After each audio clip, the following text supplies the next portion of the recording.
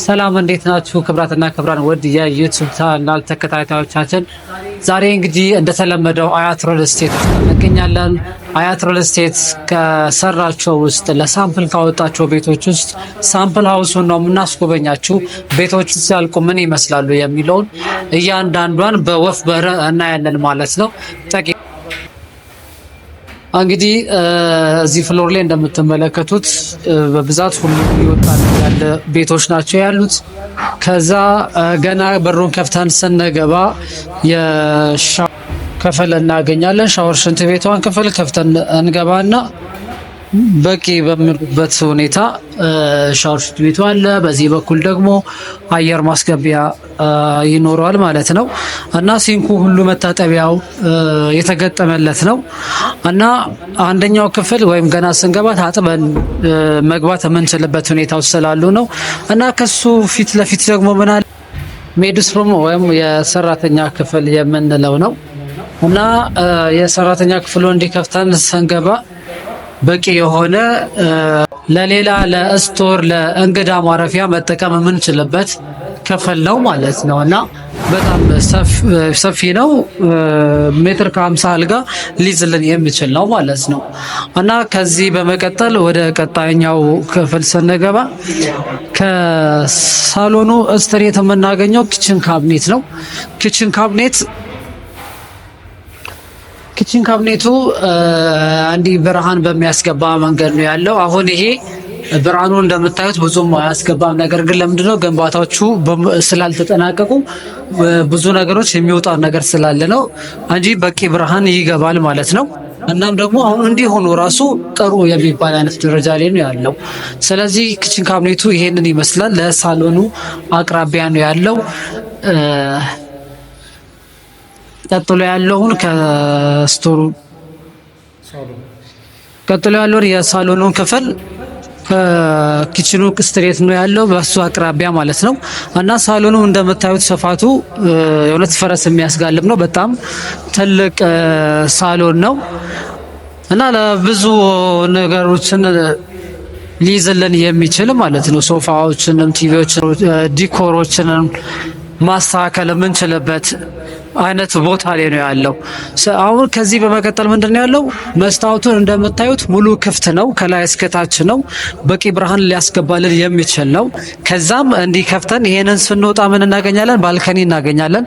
ይሄ ባልከኒ ደግሞ የሳሎኑን ስፋት ያህል ነው የምናገኘው ማለት ነው። ከዳር እስከ ዳር በቂ የሆነ ባልከኒ አለው እና ይሄንንም ለተለያዩ ነገሮች መጠቀም እንችልበታለን ማለት ነው እና ቪውም ይኖረዋል። ከዚህ እስከ ላይ ድረስ እስከ መጨረሻው ፍሎር ድረስ ተመሳሳይ ነው፣ ተመሳሳይነት አለው።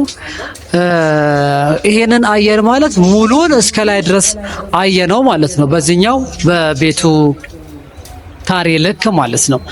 ስለዚህ ይሄንን አይተን ከጨረስን በኋላ ቀጣይ ወደ መኝታ ክፍሎቹ ነው የምንሄደው። መኝታ ክፍሎቹ 3 ናቸው። ከሶስቱ ከሰራተኛ ክፍል ውጭ ያለው ነው። ሰራተኛ ክፍል አይቆጠርም እና እሱን ደግሞ አሁን እና መኝታ ክፍሎቹንም በዚህ መልኩ ወደዚህ ወጣ ብለው ነው ለብቻ ነው ያሉት እና ከዚህ መኝታ ክፍሉ በስተቀኝ ደግሞ ምን አለ? ሻወር ሽንት ቤት ነው መጀመሪያ ያለው። ይሄ ሻወር ሽንት ቤት የሁለቱ መኝታ ክፍል ነው። ሁለቱ መኝታ ክፍል እዚህ ጋር ሻወር ሽንት ቤት መጠቀም የሚችሉበት ማለት ነው።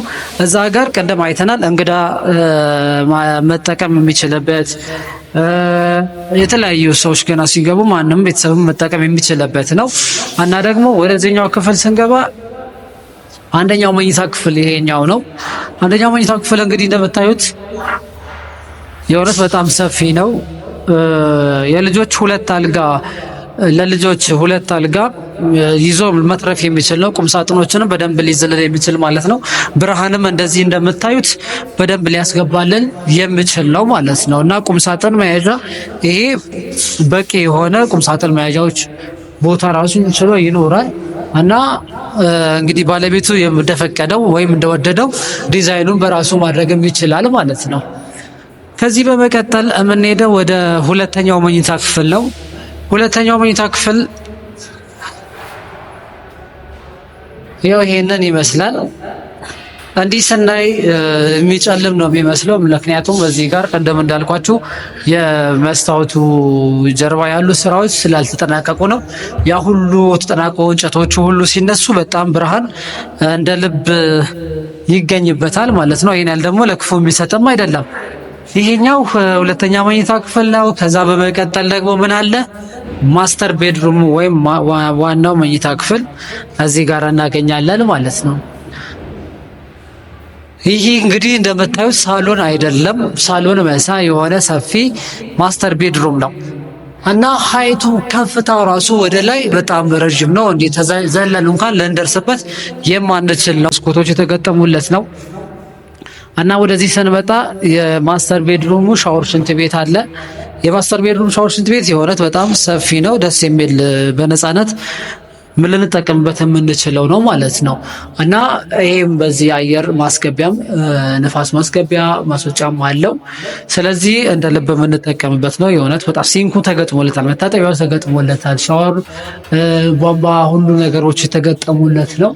ፊኒሺንግ ላይ ስላለን ወደ ማስረከብ ሂደት ላይ ስላለን መጣችሁ በ20% ዲስካውንት ቤታችሁን መግዛት ትችላላችሁ። እና እነዚህን ጥቂቶችን ለማግኘት ከስር በምታዩት ስልክ ደውላችሁ ኮንታክት ልታደርጉ ትችላላችሁ። እናም ሌላም ሱቅም ደግሞ ተጨማሪ የምትፈልጉ ከሆነ ስለ ሱቅ የሰራነው ቪዲዮ እዚሽ ጋር አለ፣ እሱንም እዩት። ከዛ ሱቅም የምትፈልጉ ካላችሁ ሱቅም እና ደግሞ አክሲዮንም አለን። አክሲዮኖችን ትርፋማ የሆነ እስከ 51% ትርፋማ አክሲዮን አለን። እሱንም ገዝታችሁ የድርጅቱ ባለቤት መሆን ትችላላችሁ።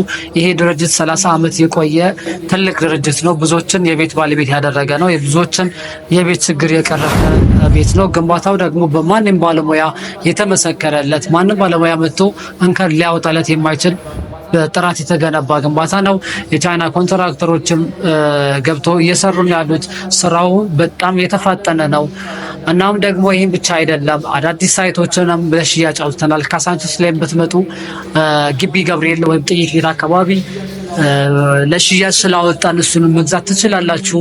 እንዲሁ ደግሞ ዞን 8ም እንደዛው አያት ባቡር ጣቢያው ግንባታቸው ልክ ይሄንን እየመሰሉ አሉ።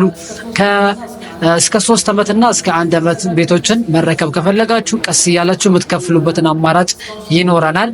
እስካሁን ስለቆያችሁ